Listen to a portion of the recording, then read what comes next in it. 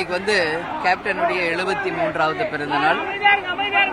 நம்ம சென்னை மட்டும் கிடையாது, தமிழ்நாடு முழுக்க இன்றைக்கு வறுமை ஒழிப்பு தினமாக இயன்றதை செய்வோம் இல்லாதவர்க்கே என்று அனைத்து மக்களுக்குமே உதவிகளும் அன்னதானங்களும் கோவில்ல பூஜைகளும் தமிழ்நாடு முழுக்க இன்னைக்கு நடந்து கொண்டிருக்கிறது.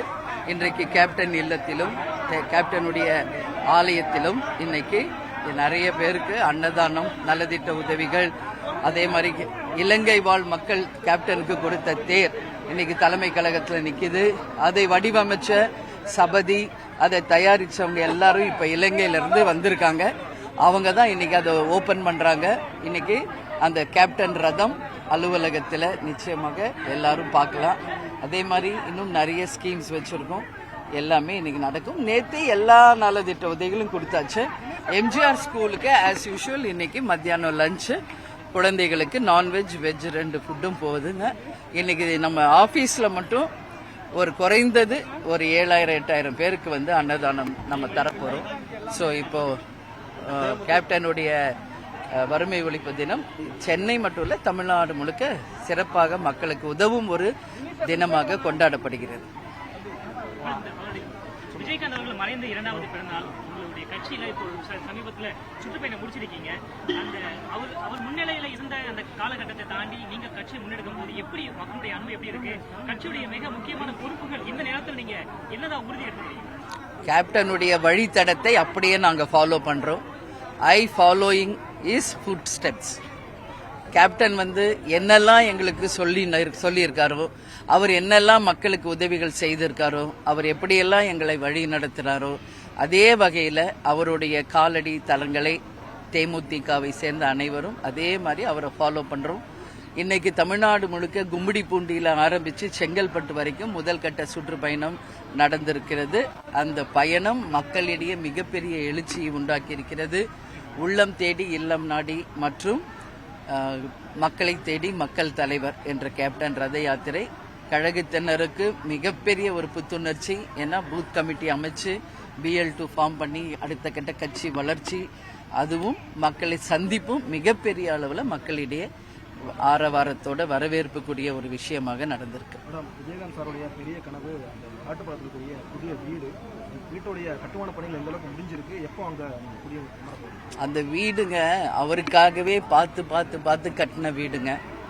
அது என்னன்னு தெரியல, அப்படியே ரொம்ப டிலே ஆயிருச்சு. வெகு விரைவில் அந்த இல்லம் கேப்டன் இல்லமாக வெகு விரைவில் நான் இனாகிரேட் பண்ணி கழகத்தினர் எல்லாரோடும் அங்கே சீக்கிரம் குடியேறுகிற ஒரு ஐடியா இருக்கு.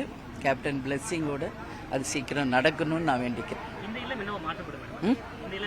ஆபீஸா மாத்திருவாங்க, ஆபீஸா மாத்திருவாங்க. சமீப நாட்களாகவே விஜயகாந்த் சாருடைய அரசியல் புதுசாக வந்திருக்கக்கூடிய அரசியல் கட்சி தலைவர்கள் விஜய் பல்வேறு தலைவர்கள் அவரை ரோல் மாடலா எடுத்து பேசி வராங்க. இதை நீங்க எப்படி பாக்குறீங்க? நேத்தே பிரஸ் மீட்ல சொல்லிட்டேன்ப்பா.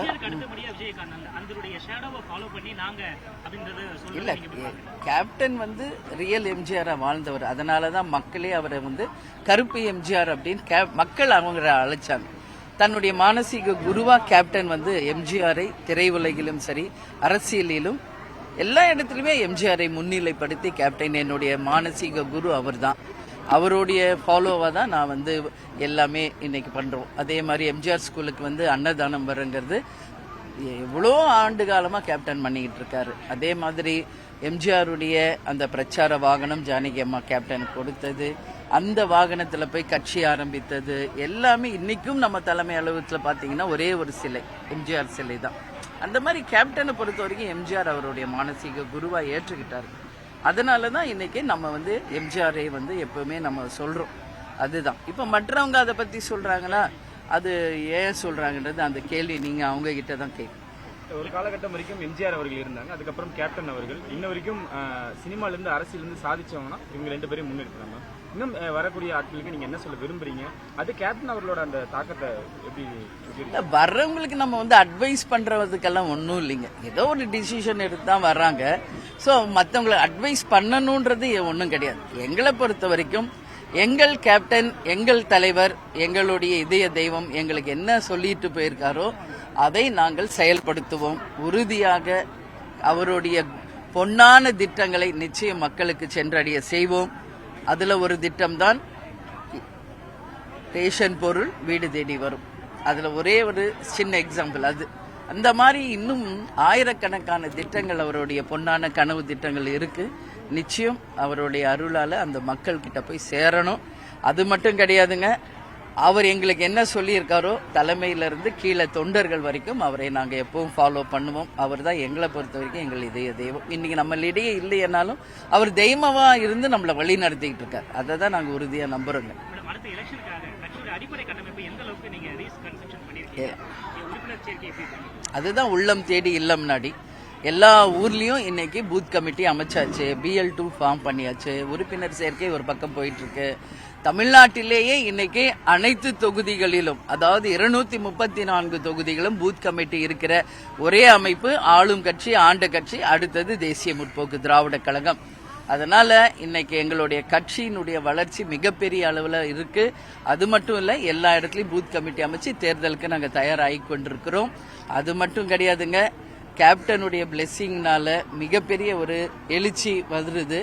கேப்டன் கொஞ்சம் சிக்கானப்போ கட்சி தொய்வடைந்தது உண்மை. இன்னைக்கு அவர் மறைந்து கட்சியை இன்னைக்கு கேப்டன் தலை நிமிர வச்சுட்டார். நான் தலை குனிந்தாலும் என்னுடைய தொண்டனை தலை குனிய வைக்க மாட்டேன்னு சொல்லுவார் எப்பவும். இன்னைக்கு அவர் மறைந்தாலும் நம்ம கட்சியை தூக்கி நிறுத்திட்டு தான் போயிருக்காரு. எங்க கூட இருந்து எங்களை வழி நடத்துவார் என்று நாங்க அனைவருமே அதை முழுமையா நம்புறோம். அது நடக்கும். சமீபத்துல கேப்டன் பிரபாகரன் ரீலீஸ் ஆகி நல்ல வரவேற்பு பெற்றிருக்கு. எப்படி பாக்குறீங்க மேம்? இல்ல, நானும் உங்கள மாதிரி தாங்க. ஆஃப்டர் 33 இயர்ஸ்க்கு அப்புறம் நான் வந்து ஸ்கிரீன்ல கேப்டனை பாக்குறேங்க.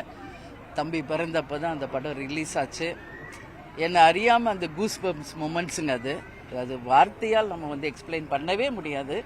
ஏன்னா அவரோட ஒரு நிமிடம் நான் வாழ்ந்திருக்கேன். அந்த மூமெண்ட்ஸ் எல்லாம் என் கண் முன்னாடி வந்து போச்சு. அதனால தான் அவ்வளோ பெரிய ஒரு அழுகை. அன்னைக்கு ஸ்க்ரீன்ல ஒரு லெஜெண்டை, ஒரு மாவீரனை நான் பார்த்தேன். அன்னைக்கு மீண்டும் ஒரு மாவீரனோடு வாழ்ந்தன்றதே இந்த ஜென்மத்தில் நான் அடைஞ்ச பெருமையா, அதுவே எனக்கு போதும் என்ற நிலைக்கு நான் அன்னைக்கு வந்துட்டேன். அதனால ஒரு மாவீரனோட மனைவியாகவும் ஒரு மாவீரனின் குழந்தைகளாக இவங்க 2 பேரும் மாவீரன் தொண்டர்களாக கழகத்தை சேர்ந்த அனைவரும் இன்னைக்கு இருக்கிறதே எங்களுக்கு பெரிய ஒரு விஷயம்.